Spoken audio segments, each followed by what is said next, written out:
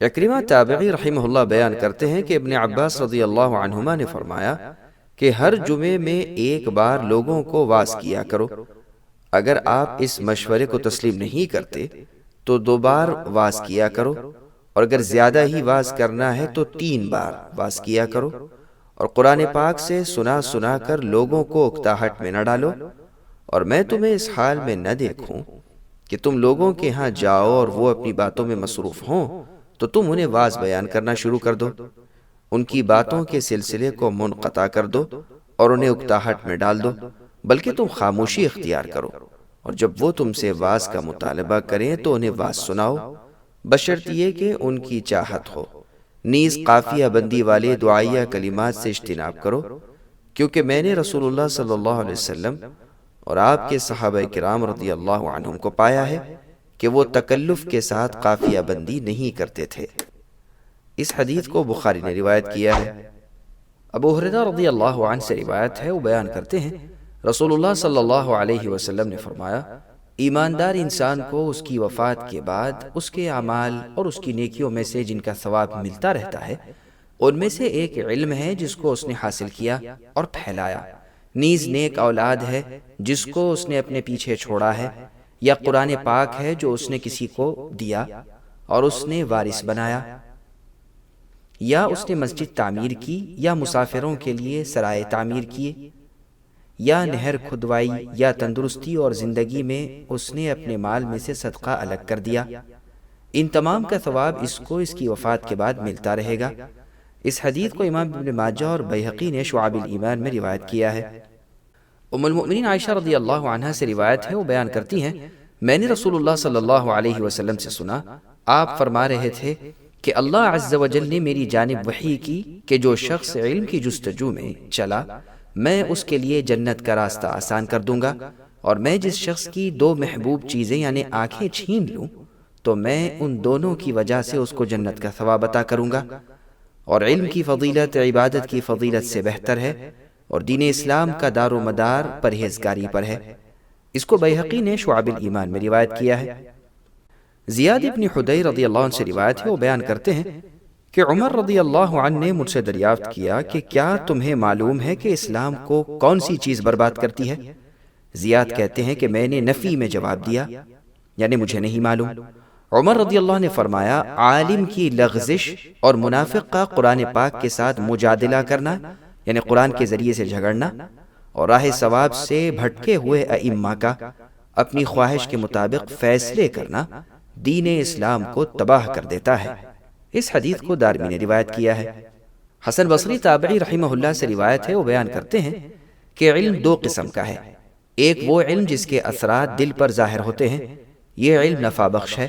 دوسرا وہ علم جو زبان کی حد تک ہے،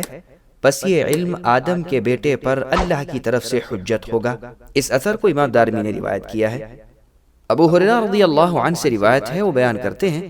کہ میں نے رسول اللہ صلی اللہ علیہ وسلم سے 2 قسم کے علم حاصل کیے ہیں، جبکہ ان میں سے ایک علم کو تو میں نے تم میں پھیلایا ہے، اور دوسرے علم کو اگر میں پھیلاؤں تو گلے کی یہ نالی کاٹ دی جائے جس سے کھانا حلق سے اترتا ہے۔ اس حدیث کو امام بخاری نے روایت کیا ہے۔ وضاحت: جس علم کو ابو ہریرہ رضی اللہ عنہ نے عام طور پر نہیں پھیلایا، اس سے مراد فتنوں اور جنگوں سے متعلق احادیث تھیں۔ بعض سفاک یعنی خوب خون بہانے والے لوگوں کو قتل کر کے اور ظالم حکمرانوں کا تذکرہ تھا، جن کے ناموں سے بھی ابو ہریرہ رضی اللہ عنہ آگاہ تھے، اور کبھی کبھار کنایتاً یعنی اشارے کے طور پر ان کا ذکر بھی کرتے تھے، البتہ وضاحت سے اجتناب کیا، واللہ اعلم۔ عبداللہ بن مسعود رضی اللہ عنہ سے روایت ہے، انہوں نے فرمایا، اے لوگو، جس شخص کو کسی چیز کا علم ہے وہ اس کو بیان کرے، اور جس شخص کو علم نہیں تو وہ اللہ اعلم کے الفاظ کہے، یعنی اللہ ہی کو پورا علم ہے، اس لیے کہ یہ بھی علم ہے کہ جس مسئلے کو تم نہیں جانتے اس کے بارے میں اللہ اعلم کے کلمات کہو۔ اللہ عز و جل نے اپنے پیغمبر محمد صلی اللہ علیہ وسلم کو حکم دیا ہے کہ اے رسول صلی اللہ علیہ وسلم، آپ کہہ دیں کہ میں تم سے تبلیغ دین پر معاوضہ طلب نہیں کرتا ہوں، اور نہ ہی میں تکلف کرنے والوں سے ہوں۔ اس حدیث کو بخاری اور مسلم میں روایت کیا ہے۔ محمد ابن سیرین تابعی رحمہ اللہ سے روایت ہے، وہ بیان کرتے ہیں کہ یہ علم حدیث دین ہے، اس لیے خوب تحقیق کرو کہ تم کس سے اپنا دین حاصل کر رہے ہو، یعنی راویوں کے حالات کی جانچ پڑتال کرو۔ اس حدیث کو مسلم نے روایت کیا ہے۔ حذیفہ رضی اللہ عنہ سے روایت ہے، انہوں نے فرمایا، اے لوگو جو قرآن پاک اور سنت کے حافظ ہو، استقامت اختیار کرو، اس لیے کہ تم سب سے آگے ہو، اور اگر تم ہی نے دائیں بائیں چلنا شروع کر دیا تو تم سخت گمراہ ہو جاؤ گے۔ اس حدیث کو بخاری نے روایت کیا ہے۔ ابو ہریرہ رضی اللہ عنہ سے روایت ہے، وہ بیان کرتے ہیں رسول اللہ صلی اللہ علیہ وسلم نے فرمایا،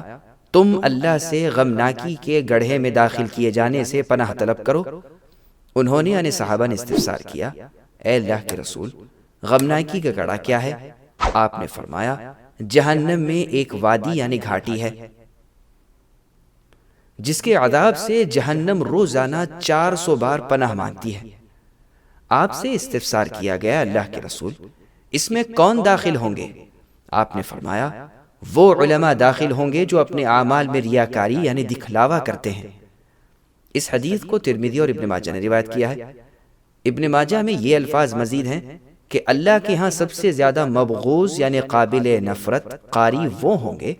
جو امراء کی ملاقات کے لیے ان کے گھروں کا طواف کرتے ہیں۔ راوی حدیث محاربی کہتے ہیں کہ امراء سے مراد ظالم امراء ہیں، یعنی ظلم کرنے والے حکمراں۔ ابو ہریرہ رضی اللہ عنہ سے روایت ہے، وہ بیان کرتے ہیں رسول اللہ صلی اللہ علیہ وسلم نے فرمایا، اس علم کی مثال جس سے فائدہ حاصل نہیں کیا جاتا اس خزانے کی مانند ہے جس کو اللہ کی راہ میں خرچ نہیں کیا جاتا۔ اس حدیث کو احمد اور دارمی نے روایت کیا ہے۔ سبسکرائب کیجئے ہمارے چینل اور دبائیے بیل کا آئیکن تاکہ آپ کو ریگولر نوٹیفیکیشن اپڈیٹس مل سکے۔